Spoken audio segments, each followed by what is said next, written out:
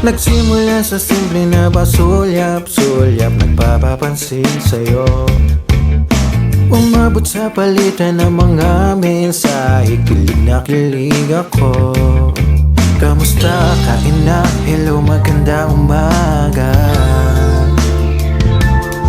Ingat ka, pahinga, huwag kang masyadong magpupuyat pa. Ngunit di ko na alam kung anong patutunguhan. Ang hiling ko lang naman na itong naramdaman.